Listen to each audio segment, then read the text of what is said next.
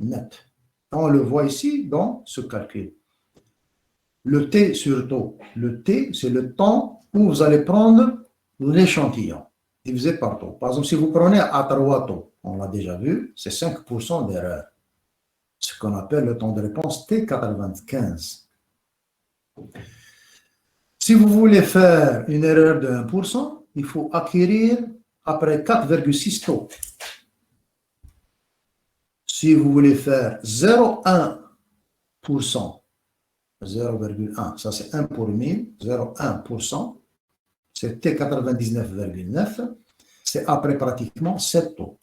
Donc, dans un système du premier ordre, si par exemple la constante de temps du capteur, elle est d'une seconde, elle est d'une seconde. Si vous faites l'acquisition après 7 secondes, eh bien, vous allez faire une erreur de 0,1%. Ça, c'est très important. Si vous faites l'acquisition après 3 secondes, vous allez faire une erreur de 5% net. Et 5%, c'est beaucoup si vous voulez, par exemple, de la haute précision. Hein. Tout dépend de l'application, bien sûr. Hein.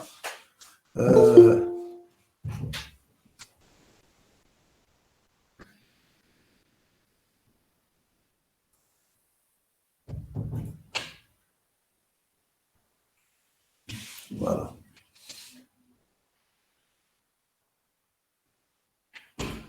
Tout dépend de l'application. Par exemple, je donne un petit exemple. Par exemple, le contrôle de température d'un four à pizza. Que vous faites une erreur de 1 degré, 2 degrés, ça ne pose pas du tout de problème. Le contrôle de température d'une cuisinière. 1 degré, 2 degrés jusqu'à 5 degrés, ce n'est pas très méchant. Hein? Une erreur de jusqu'à 5 degrés, ça ne pose pas de problème pour une pizza ou pour un plat, etc., ou un gâteau. Ça ne pose pas du tout de problème. Il y a des fours, par exemple, dans le domaine, par exemple, de l'orthopédie dentaire. Par exemple, dans l'orthopédie dentaire, ceux qui ont des problèmes de dents, qui font des couronnes, par exemple, dentaires. Par exemple, une couronne en céramique, par exemple, une couronne en céramique chez un ODF, ce qu'on appelle l'orthopédie dentaire. Cette couronne en céramique, on la fabrique donc avec une céramique. Elle passe automatiquement dans un four de cuisson. C'est une céramique. Une céramique en technologie, ça passe dans un four, ce qu'on appelle l'opération de fritage dans le domaine de la chimie des céramiques. Et bien, cette température, elle est contrôlée avec précision. C'est des fours de haute précision. Ils ont des rampes de montée de température. Attention, la rampe, elle est contrôlée. Le plateau de température, il est contrôlé. Sinon, on ne va pas faire un bon fritage. Et la température, elle est contrôlée avec précision. Là, vous devez mesurer avec précision dans des cas pareils. Donc, on doit faire attention à ce genre de choses qu'on n'en parle pas beaucoup dans les livres. Hein. Voilà, je donne un exemple clair du système de premier ordre. Voilà, vous avez devant vous, je laisse accès à quelqu'un.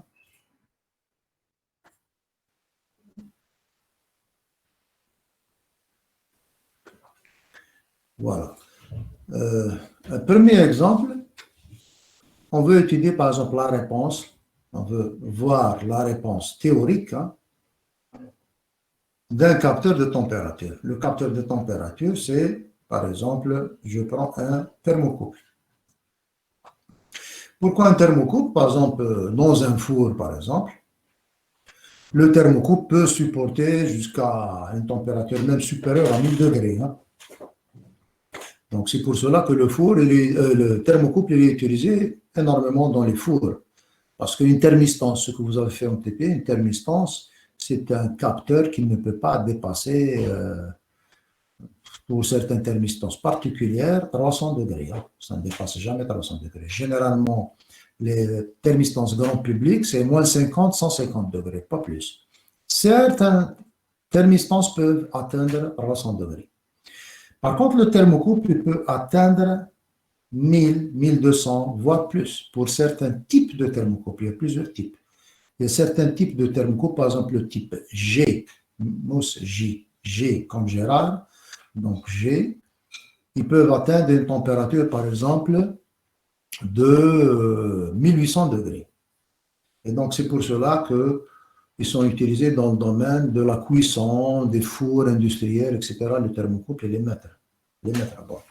Le thermocouple, donc, il est réalisé avec précaution, donc ça gaine, etc. Il y a toute une gaine, hein. Comme la température elle est élevée. Le thermocouple, c'est une jonction A et B, deux matériaux différents. Vous avez une jonction, ce qui est en rouge. C'est cette jonction qui sera sensible à la température. Dès que cette jonction sent une température, une différence de potentiel se crée entre le point A et B, ce qu'on appelle l'effet Seebeck. L'effet Seebeck, c'est un effet physique. Donc, deux matériaux de nature différente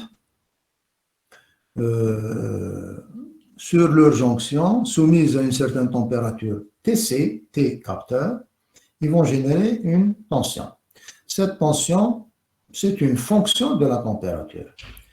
Bien entendu, cette jonction, on ne va pas la laisser directement à l'abri de la température parce que l'air de l'environnement ou le gaz de l'environnement plus la température, il va y avoir de l'oxydation rapide et dégradation très rapide du thermocouple. Donc, c'est pour cela que le thermocouple il est gainé. Vous avez une gaine avec un matériau très résistant à la chaleur. Et donc, ce matériau, c'est lui qui va protéger le thermocouple. Malgré ça, avec le temps, après 10 ans, voire plus, voire moins, tout dépend de la qualité, ce matériau aussi se dégrade. Tout dépend de la température qu'on mesure. Hein. On trouve la dégradation des thermocouples dans les chauffages à gaz, par exemple. Avec le temps, après 5-10 ans, on voit que le thermocouple se dégrade, donc cette couche va se détériorer, et si elle se détériore, le thermocouple ne va pas remplir son rôle de capteur ou de source d'énergie. Donc, vous avez une température externe générée par une source de chaleur, une température TF. Ça, c'est une gaine d'épaisseur E. C'est une gaine. Donc, cette gaine, elle est conductrice thermique. Elle conduit la chaleur. On ne va pas mettre une gaine qui ne conduit pas de la chaleur. Donc, comment il va se comporter le capteur? Si je l'excite, il y a une température TC, par exemple, au début. Je l'excite par une température TF. Comment il va se comporter la réponse? C'est-à-dire, après un certain moment, la température TF va être à l'intérieur de la jonction. D'accord? Supposons que TC, par exemple, c'est à 25 degrés. TF, c'est 200 degrés. Après un certain temps, la température du capteur va atteindre 200 degrés. Donc, on va voir comment elle va atteindre ces 200 degrés. Pour cela, on va citer quelques lois du transfert de chaleur. On va citer la loi de Fourier. La loi de Fourier, vous connaissez très bien donc Monsieur Fourier. Ce Fourier, donc c'est un grenoblois, donc c'est un Français de Grenoble du XVIIe siècle, que vous connaissez très bien les séries de Fourier. Les séries de Fourier, donc c'est Monsieur Fourier. Mais Monsieur Fourier n'a pas travaillé seulement sur les séries de Fourier, donc ses compétences sont dans les échanges thermiques. Il a travaillé sur les équations de la chaleur, ce qu'on appelle les équations de propagation de la chaleur. Parce que la chaleur, vous avez plusieurs modes de propagation de la chaleur. La chaleur se propage par 3 modes. Vous avez le premier mode, c'est le mode de conduction. Hein, c'est très important ça. Le mode de conduction, c'est par exemple, vous chauffez par exemple une cuillère au bout sur un feu. Après un certain moment, vous allez sentir la chaleur de l'autre bout de la cuillère. Ça, vous connaissez ça. Si vous mettez un plat, donc de la chorba chaude, par exemple, dans une tasse, après un certain moment, la tasse va être chaude. La chaleur se transmet par conduction. D'accord? Elle se transmet par conduction à travers le matériau. Vous avez un deuxième mode de transmission de la chaleur, c'est par convection. Qu'est-ce que ça veut dire la convection? Donc vous avez un chauffage devant vous, vous êtes à 3 mètres du chauffage. La chaleur se transmet du chauffage vers vous à travers l'air qui est chauffé. Donc c'est un fluide, ce qu'on appelle le transfert de chaleur par convection. Donc, le transfert de chaleur par convection, vous avez le transfert de chaleur à travers un fluide gazeux, comme l'air, et à travers un liquide, comme le chauffage central. Le chauffage central, par exemple, vous avez de l'eau qui circule à l'intérieur des tuyauteries qui font chauffer donc les radiateurs. Et dans le mode de transfert par convection, vous avez deux modes de transfert de chaleur. Le mode par convection naturelle et le mode par convection forcée. Convection forcée, par exemple, un climatiseur qui vous donne du froid. Donc, c'est de la chaleur, hein, le froid aussi. Hein. Chaleur, ça ne veut pas dire température haute. Hein. La chaleur, c'est tout. C'est depuis 0 Kelvin jusqu'à plusieurs. Et donc, le climatiseur va souffler de l'air chaud ou de l'air froid, hein, donc peu importe. Et vous avez une turbine qui fait de la convection, qui pousse l'air à sortir du climatiseur, chaud ou froid. D'accord? Ça, c'est ce qu'on appelle la convection forcée. D'accord. Un troisième mode aussi, qui est important aussi, qui existe dans la nature, c'est le soleil. Le soleil nous transmet donc la chaleur depuis une distance très lointaine. Hein, donc, c'est une distance très lointaine. Le soleil transmet donc la chaleur par rayonnement. C'est le rayonnement du soleil qui atteint la Terre, qui fait chauffer la Terre. Donc, c'est par rayonnement. Ce rayonnement, c'est une propagation électromagnétique. Hein. C'est une onde qui se propage. Donc, c'est pour cela que les équations de propagation de la chaleur ressemblent aussi, ces équations de propagation, à l'équation des ondes électromagnétiques. Donc, la puissance thermique, ici, l'équation de Fourier, la première équation de Fourier, puissance thermique, donc est égale à K, qu'on appelle la conductivité thermique, la conductivité. Vous savez, par exemple, le cuivre, le métal comme le cuivre, comme l'aluminium, comme le fer, c'est des bons conducteurs de l'électricité. L'argent aussi. Pratiquement beaucoup de métaux sont bons conducteurs d'électricité, mais ils sont aussi bons conducteurs de chaleur aussi. Regardez aussi les matériaux qui sont mauvais conducteurs d'électricité sont pratiquement aussi mauvais conducteurs de chaleur, comme le bois, comme le plastique. C'est des mauvais conducteurs de chaleur. Donc, c'est pour cela que le bois, par exemple, on peut l'utiliser, par exemple, comme isolant thermique. Il isole très bien, donc, vis-à-vis de la chaleur. Et donc, il a une conductivité thermique qui est beaucoup plus faible que la conductivité thermique, par exemple, d'un métal. Donc, la conductivité multipliée par la surface d'attaque, ça c'est la surface d'attaque, ici, vous avez le capteur. I, c'est le vecteur de propagation de la chaleur, fois le gradient de température. Le gradient de température, donc dt sur dx, à travers la gaine. D'accord, ça c'est la loi de Fourier, qui s'appelle aussi la loi d'Ohm thermique. Elle s'appelle aussi, cette loi, la loi d'Ohm thermique. Vous connaissez très bien la loi d'Ohm. Hein? Donc la loi d'Ohm thermique aussi s'écrit par la puissance thermique. Si vous avez par exemple un matériau, vous avez une température Tf ici, et on va savoir le comportement de la température de l'autre bout. Par exemple, vous avez un mur d'un bâtiment ou d'une maison. À l'extérieur, il fait 0 degré. À l'intérieur, il fait, par exemple, vous avez un chauffage. Il fait, par exemple, une certaine température.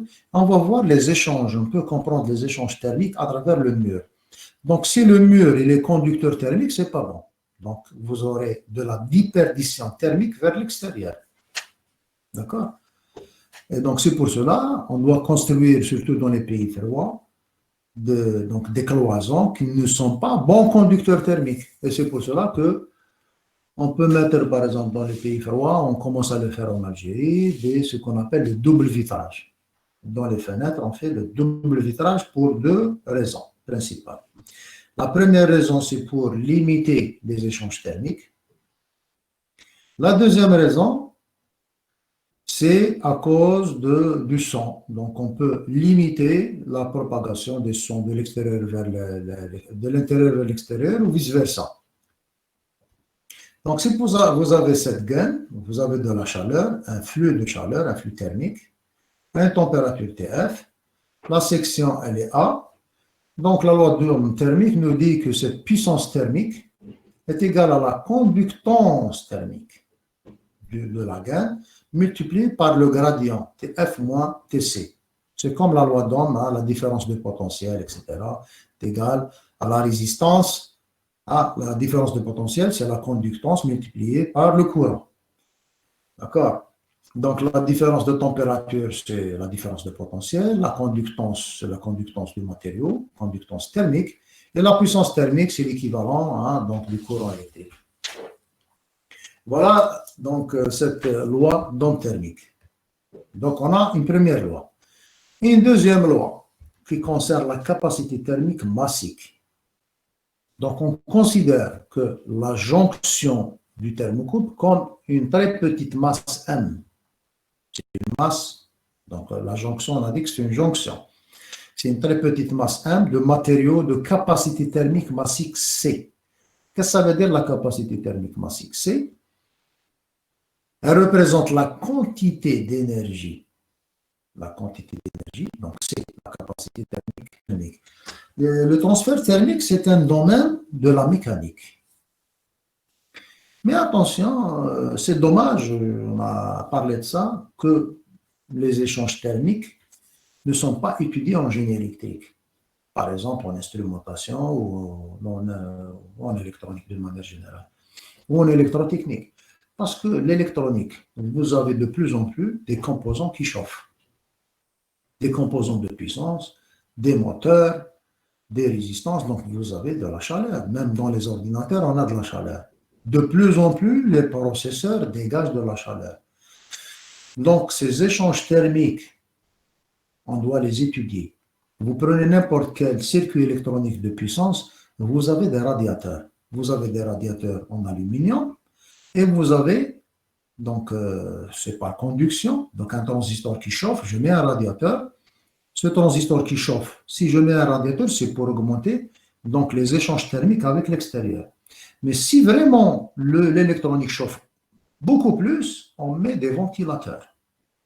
Donc, dans les ordinateurs, vous trouvez des ventilateurs, ce qu'on appelle en anglais des fans, des ventilateurs qui font dégager encore plus la chaleur par convection forcée. D'accord? Et vous voyez que ces fans, ces ventilateurs sont contrôlés par ordinateur. Ils sont contrôlés par PWM. C'est-à-dire que leur vitesse, elle est contrôlée.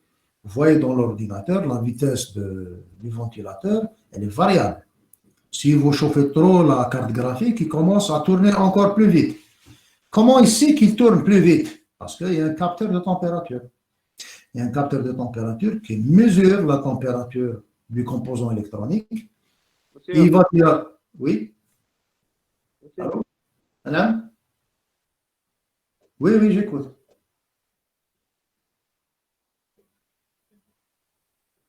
Oui? Qui a posé une question?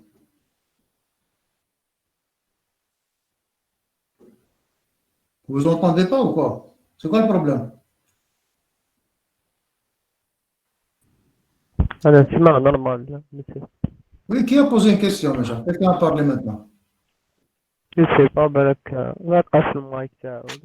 D'accord.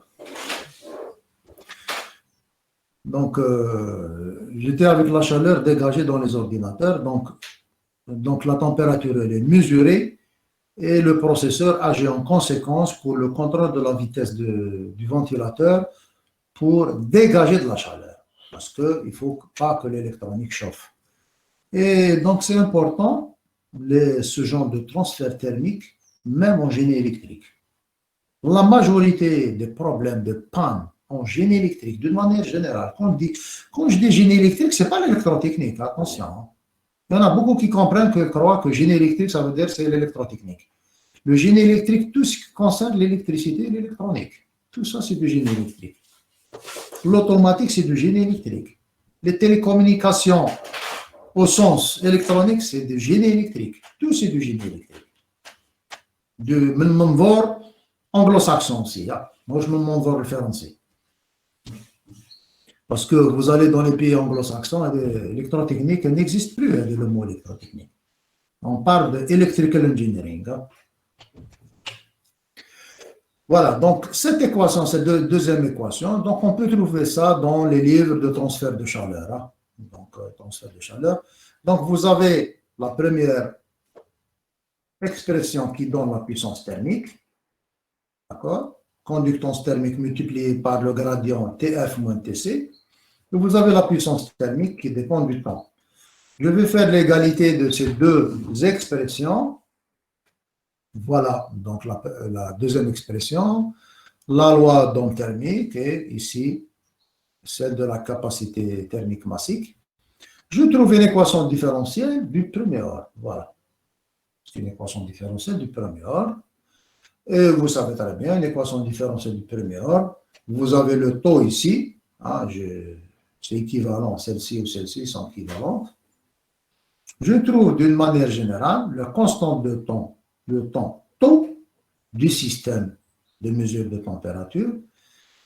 Elle est proportionnelle donc, à C, on a dit capacité thermique massique, capacité thermique massique.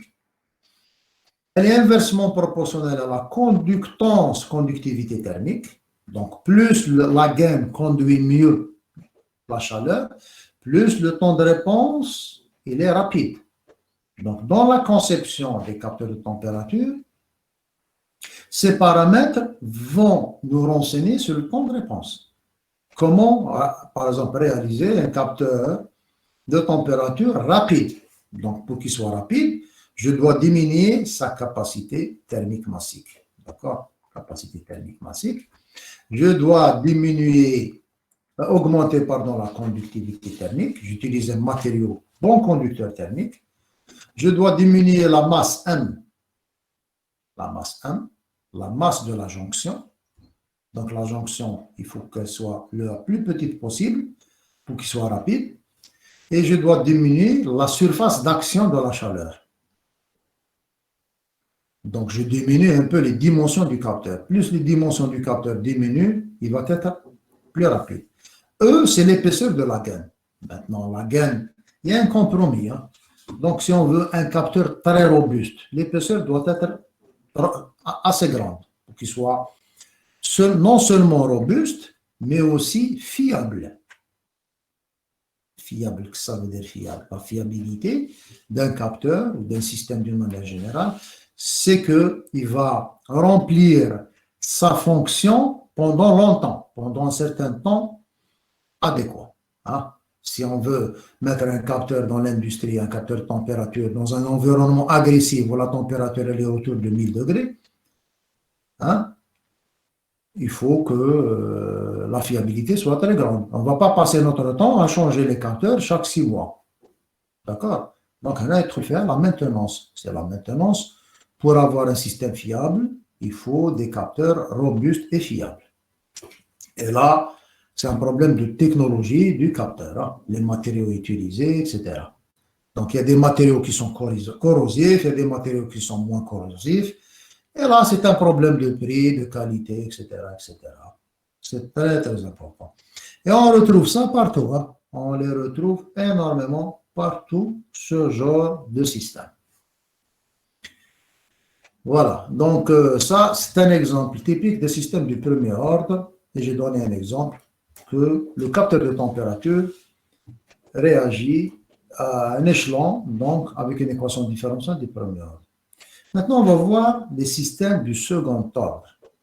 Et je donne un exemple que vous connaissez très bien. Système du second ordre. Un système du second ordre, il est régi par une équation différentielle du second ordre. D'accord? Donc, généralement, vous avez des équations différentielles pour être côté mathématique, vous avez les équations différentielles linéaires et non linéaires. Ici, on est dans le linéaire. Donc, l'équation différentielle du second ordre, elle est donnée par cette expression que vous connaissez très bien. Donc, A2, dy2 d2 sur dt au carré, plus A1 dy sur dt, A0y est égal à B0 x de t. X de t, c'est l'excitation, l'input, l'excitation. Le y, c'est la sortie, c'est la réponse du système.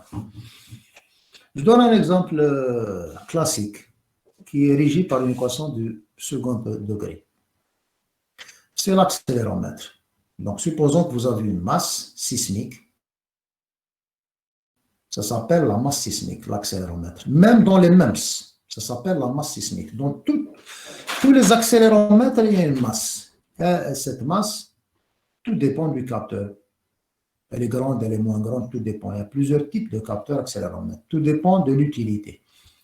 On l'appelle masse sismique. Elle s'appelle comme ça, sismic mass. Pourquoi sismique? Parce que pendant longtemps, pour mesurer le séisme, on a utilisé une masse suspendue à un ressort et un amortisseur. Et vous avez un stylet sur cette masse qui trace les vibrations de la Terre. Donc, c'est pour cela qu'on l'appelle masse sismique. Ça veut dire que cette masse réagit à la force d'inertie. D'accord? Vous êtes dans un ascenseur, hein, vous sentez la force d'inertie. Au moment de l'accélération de l'ascenseur, vous sentez l'inertie. C'est comme ça, la masse, elle va sentir la même chose pendant les vibrations, par exemple. Donc, vous avez un ressort de raideur petit k grec, un amortissement visqueux. Amortissement visqueux. C'est le même système qui existe dans tous les véhicules. Hein? Tous les véhicules, même le lourd. Dans tous les véhicules, la masse, c'est le véhicule. Donc, entre la roue et le châssis du véhicule, vous avez un amortisseur visqueux. Ça veut dire amortisseur visqueux. Vous avez un liquide à l'intérieur, c'est de l'huile. C'est pour cela qu'on l'appelle amortissement visqueux. Et vous avez un ressort à boudin ou un ressort. Vous avez un ressort.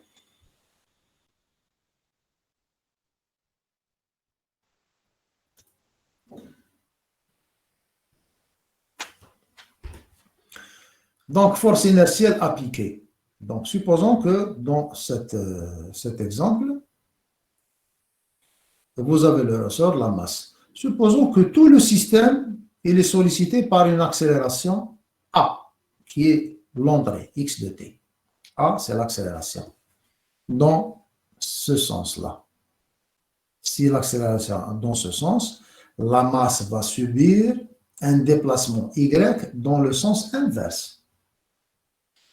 Bien sûr, elle va subir un déplacement. Après, il va y avoir une stabilisation parce que vous avez un ressort. Maintenant, comment va évoluer la masse pendant cette période transitoire? C'est ça qui nous intéresse.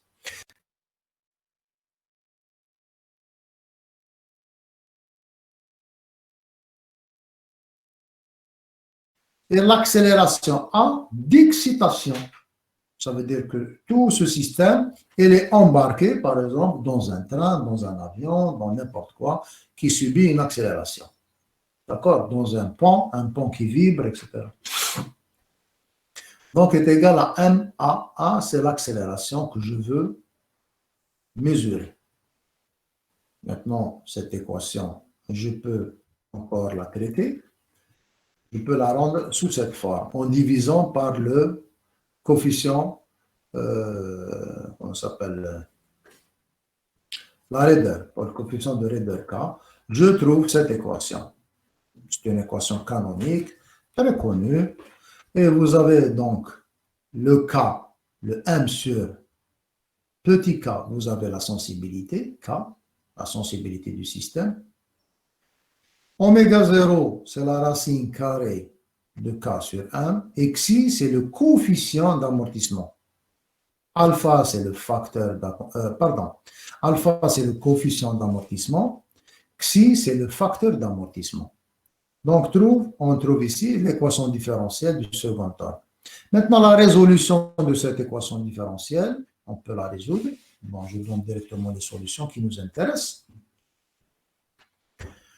Donc, la solution pour une excitation échelon. Pour une excitation échelon, comme tout à l'heure, j'excite le système par un échelon. Et j'ai trois solutions, suivant que xi est égal à 1, xi inférieur à 1, xi supérieur à 1. Je trouve trois solutions. La première solution est la deuxième, ce qu'on appelle amortissement critique, critically damped system, suramortissement over damped. Ça veut dire ici ce qu'on appelle amortissement critique ou suramortissement.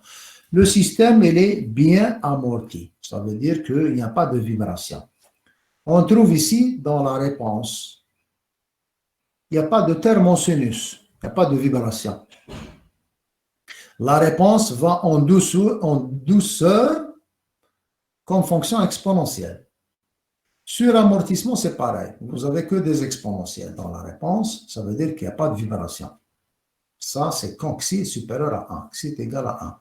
C'est exactement un véhicule, par exemple. Un véhicule, quand vous avez des amortisseurs qui sont neufs, si vous excitez le véhicule ou si vous freinez, etc., il n'y a pas de vibration. Le véhicule ne vibre pas.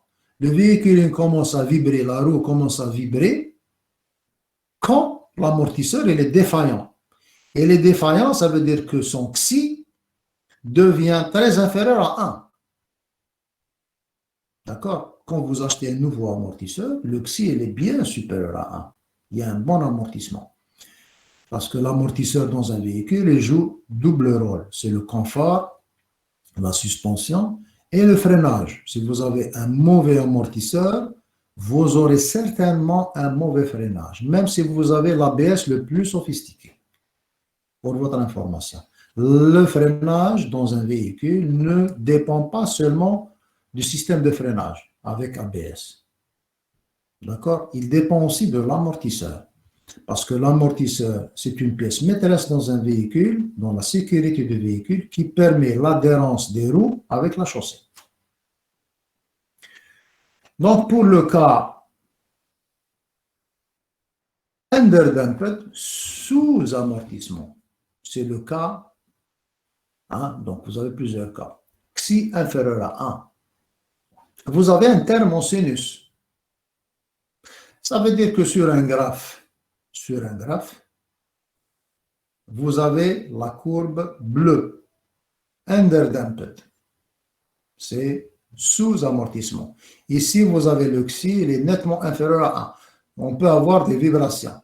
On peut avoir des oscillations dans la réponse. Suramortissement, c'est le rouge. Overdamped. C'est-à-dire que vous avez une courbe exponentielle. Ça va d'une manière douce vers la valeur finale. Et vous avez le critique. Critically damped. Donc, vous avez trois options de la réponse du second ordre. Tout dépend du facteur d'amortissement. Donc, le facteur d'amortissement, il existe. Hein? Il existe dans tous les accéléromètres. Vous avez plusieurs types d'accéléromètres. Hein? Les accéléromètres donc, de grande dimension. Vous avez les accéléromètres à 3 dimensions. Vous avez les accéléromètres miniatures, ce qu'on appelle les MEMS, les Micro-Electromechanical Systems, des MEMS. C'est des composants tout petits, c'est des circuits intégrés, sauf qu'à l'intérieur, il y a de l'électronique, donc de la microélectronique et de la micromécanique sont mélangés. Microélectronique, micromécanique. Ça veut dire que le capteur, le côté mécanique, il est réalisé avec des dimensions de l'ordre du micron. Mais dans les MEMS, l'amortissement n'est pas réalisé par un liquide, il est réalisé par l'air. Donc souvent, le xi des MEMS, il est assez inférieur par rapport aux amortisseurs de grande taille.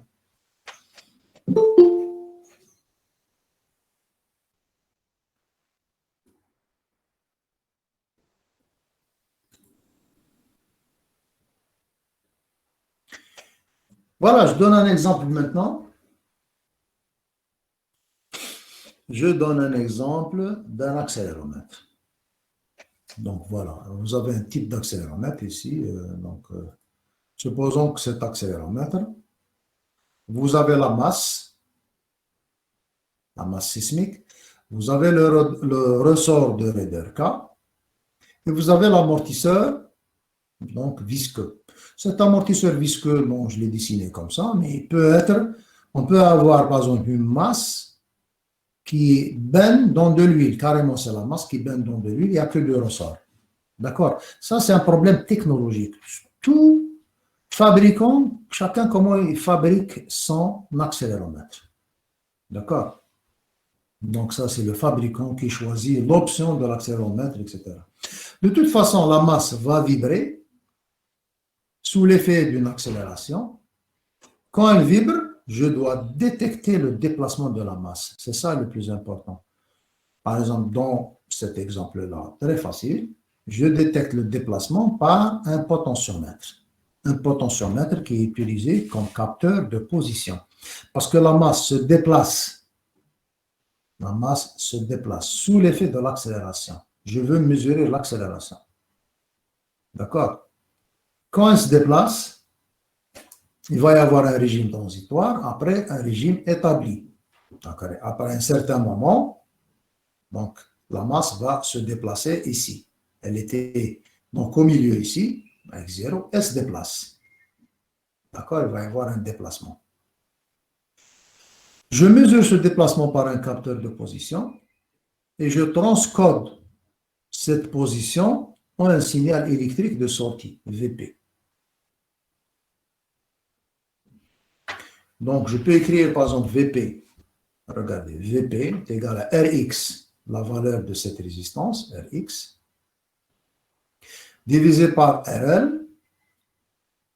Ici, vous avez la masse, V référence, est égal à V référence sur L fois Y. Y, c'est ça, c'est le déplacement par rapport au milieu. Attention. Donc, je peux écrire que Vp aussi est égal à V référence sur L égal à Y0 plus ou moins delta Y. C'est ça, delta Y. C'est ça. Ça, c'est delta Y par rapport à 0. Donc, ça, c'est Y0. Par rapport à Y0, la masse va dans ce sens ou dans l'autre sens. Tout dépend. Tout dépend de l'accélération, le sens de l'accélération. Ça, c'est une accélération à une seule dimension, par exemple. De toute façon, la force est égale à la masse fois l'accélération et le delta Y est égal à la masse sur K fois l'accélération. Bon, on peut faire un exercice dans ce sens, c'est pas de problème, mais ça c'est... Le plus important, c'est qu'on va trouver la tension Vp qui va dépendre de l'accélération.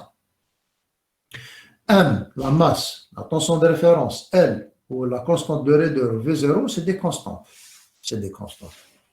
Donc, le plus important, vous avez une tension dépendante de l'accéléromètre. Donc, voilà un exemple d'accéléromètre à une seule dimension.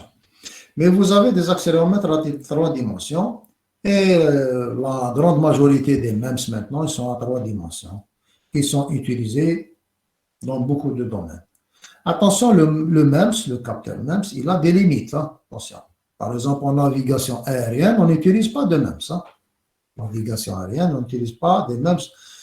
On utilise donc des capteurs. Donc, les MEMS, ils ont certains inconvénients. Par exemple, les gyroscopes MEMS ont beaucoup de dérives dans l'aviation. Et c'est pour cela qu'on utilise des gyroscopes à fibre optique.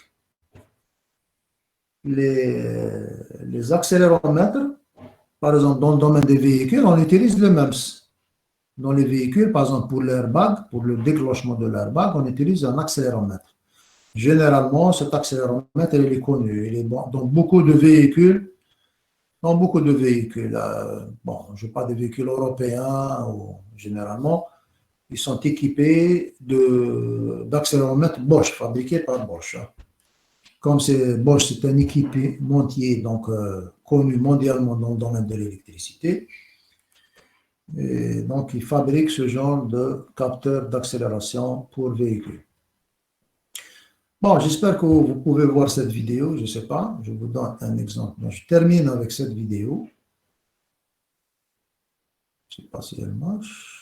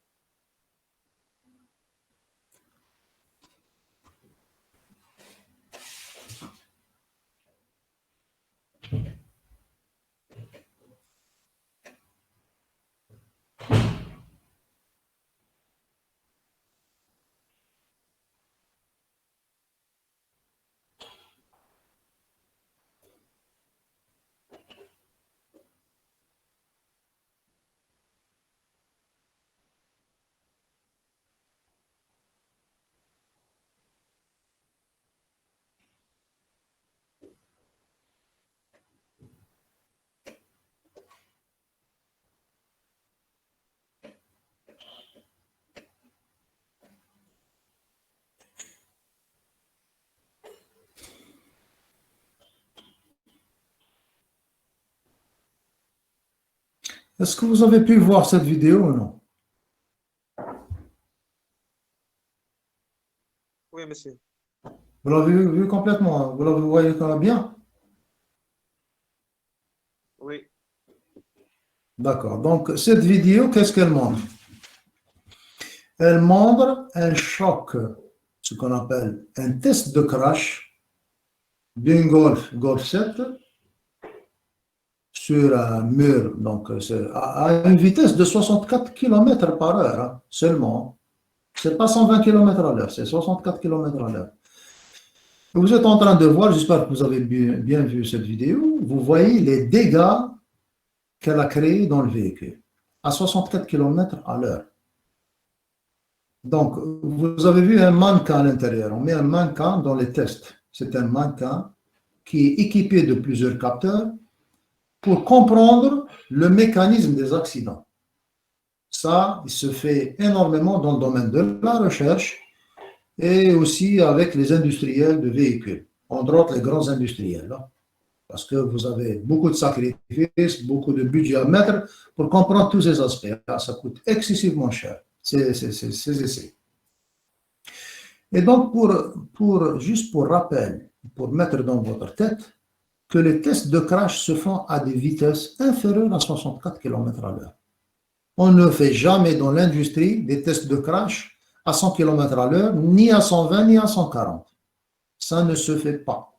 Elle se fait avec des amateurs, généralement c'est des Américains, etc., qui sont fans de la vitesse, qui font ce genre de test. Mais ça ne sert à rien. Ça ne sert à rien parce qu'un test de crash à 100 km à l'heure, c'est la destruction totale du véhicule. Pour votre information. Ça veut dire que les industriels, ils ont mis l'airbag, ce n'est pas pour l'autoroute, c'est pour l'urbain, c'est pour les vitesses inférieures à 64 km à l'heure. Beaucoup ne le savent pas. L'airbag, il ne sert à rien pour un accident à 120 km à l'heure. Il ne sert absolument à rien. C'est la destruction totale. Pourquoi? Parce que la force d'impact à 120 km à l'heure, elle est énorme. L'airbag ne résiste pas. Donc, l'airbag peut protéger à des vitesses bien inférieures à 64 km à l'heure. Oui? Le temps de réponse à déclenchement d'airbag. Le temps de réponse du déclenchement d'airbag, on va faire un petit calcul, vous allez voir. On va faire le dernier transparent, on va voir comment calculer ce temps. Juste pour expliquer d'une manière générale. Donc, vous avez le temps de réponse du capteur, l'accéléromètre, généralement c'est un Bosch, il est connu ce Bosch, il répond, donc de plus en plus on augmente les capteurs, hein. Donc il y a des airbags frontaux, il y a des airbags latéraux, dans certains véhicules de luxe il y a des airbags latéraux. Et bon, c'est de l'industrie. Hein. Ça ne veut pas dire que quelqu'un qui fait un accident, il ne va pas mourir. Hein. Ça ne veut rien dire. Donc, ça protège, mais avec un certain degré. Donc, vous avez le temps de réponse du capteur, le temps de réponse de décision de l'ordinateur qui doit donner la décision, parce qu'il y a une décision à prendre en considération par l'ordinateur qui donne la décision à l'airbag de s'ouvrir. L'airbag, comment il s'ouvre? L'airbag, généralement, c'est un système complexe. C'est une bombe qui est dans le véhicule. D'accord? C'est un produit chimique qui réagit. Donc, c'est pratiquement une explosion à l'intérieur du véhicule. Là, on entend un bruit énorme qui explose pour gonfler les airbags. Et c'est un temps inférieur à 100 millisecondes, pour votre information. Juste le pompage, le gonflage, pardon, de l'airbag. Ça prend un temps inférieur à 0,1 seconde. Une seconde, pardon. Donc, c'est quelque chose de très rapide. L'accident, quand il y a un accident, ben, à tout le monde, c'est quelque chose d'extrêmement rapide. On va voir ça. Regardez qu'est-ce qui se passe dans le choc. Choc frontal à une vitesse de 64 km à l'heure.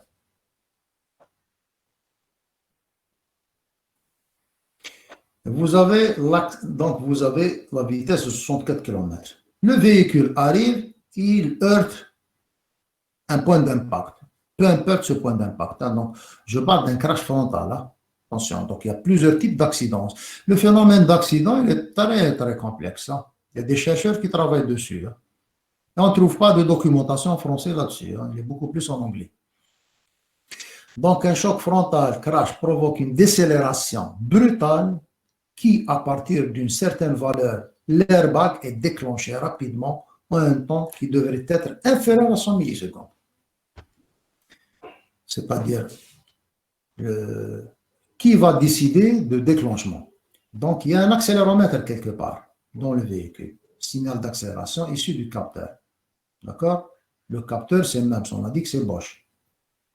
Donc, je prends l'exemple de tout à l'heure où l'impact est arrivé jusqu'ici. Supposons que c'est 50 cm seulement.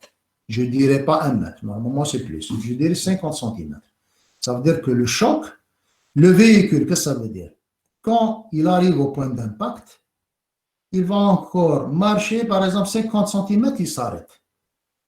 Qu'est-ce qui s'est passé exactement? L'accélération, donc le véhicule, il était à 64 km à l'heure. En 50 cm seulement, la vitesse, elle a chuté à 0. Qu'est-ce qui se passe? Création d'une grande accélération. Ce qu'on appelle la décélération. C'est cette décélération qui fait les dégâts. On va la calculer. Je calcule cette accélération. Je la fais. Je suppose que entre le point d'impact et l'arrêt, je suppose, hein, c'est une approximation, que le mouvement il est uniformément décéléré. Vous connaissez ce mouvement. Vous l'avez fait en cinématique, en mécanique. Donc, je fais un petit calcul, c'est facile, hein, parce que vous avez le x est égal à 1 demi fois l'accélération fois t au carré. Donc, je mets a est égal à v au carré sur 2l. Tout calcul fait, je trouve que l'accélération est égale à la vitesse au carré divisé par 2 fois la longueur l. Je trouve 316 mètres par seconde au carré. Je trouve pratiquement quoi? 32,2 quoi? G. G c'est quoi? G c'est la gravitation. 9,81 mètres par seconde au carré. Donc 32G, si l'être humain subit 32G, c'est quelque chose de très grave. Déjà à partir de 10G, ça commence à devenir grave. 15G, c'est très très grave. Plus de 20G, c'est extrêmement grave. Parce que, pourquoi c'est grave? C'est grave au niveau surtout du crâne, du cerveau. Le cerveau, s'il subit un ébranlement de grande accélération, eh ben, l'être humain va tomber en coma, il peut subir de graves blessures dans le crâne. Ça, c'est connu par les médecins. Les médecins connaissent très très bien. On parle de traumatisme crânien quand l'accélération subie par le crâne dépasse un certain seuil.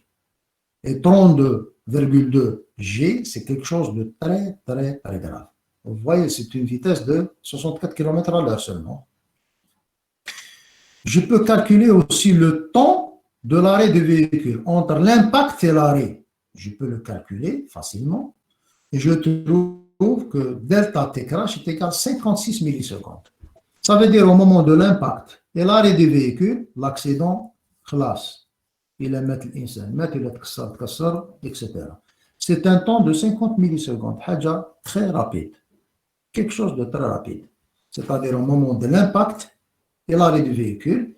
Bon, il y a l'arrêt, il y a le dérapage, il y a beaucoup de choses. C'est complexe. Je dis que c'est un phénomène complexe. J'ai pris un exemple très simple pour montrer la complexité, pour montrer aussi la grande valeur de l'accélération. Et donc, à partir de l'accélération, elle est mesurée par l'accéléromètre. Donc, il va donner l'ordre à l'airbag de se déclencher ou non. Donc, le constructeur fixe ce seuil. C'est lui qui fixe le seuil, c'est le constructeur. Personne ne peut toucher à ce seuil. Il est très difficile de toucher au seuil de l'airbag. C'est-à-dire, même si vous rentrez avec votre buscan, donc avec votre diagnostic, le système de diagnostic dans le buscan, il n'est pas aussi facile de toucher à la valeur de seuil de déclenchement de l'airbag. On peut peut-être, c'est possible, par des bricoleurs, ils peuvent arrêter complètement l'airbag, ils peuvent l'arrêter, mais régler le seuil de déclenchement, ça, c'est très difficile. Il y a des choses qu'on ne peut pas toucher. Et donc, c'est un système complexe et la fiabilité de ce système, elle est importante. Donc, si on a un système pareil dans le véhicule qui ne fonctionne pas correctement, d'ailleurs en Algérie, on vérifie rarement la fonctionnalité de ce système. Déjà, il n'y a pas la compétence requise dans les garages de véhicules pour contrôler ce genre de système. Et voilà, c'est pour cela, parce qu'il ne suffit pas seulement de rentrer dans l'ordinateur, ça ne sert à rien, ce n'est pas seulement l'ordinateur. Est-ce que, par exemple, le déclenchement de la réaction chimique, elle marche souvent, elle marche toujours pour pomper le gaz, pour pomper l'airbag. Parce que ce n'est pas seulement le système électronique, vous avez aussi le système chimique et mécanique. Voilà, donc, moi j'ai terminé. S'il n'y a pas de questions, je vais essayer de faire un petit exercice rapidement. Est-ce qu'il n'y a pas de questions? Est-ce qu'il y a des questions ou non?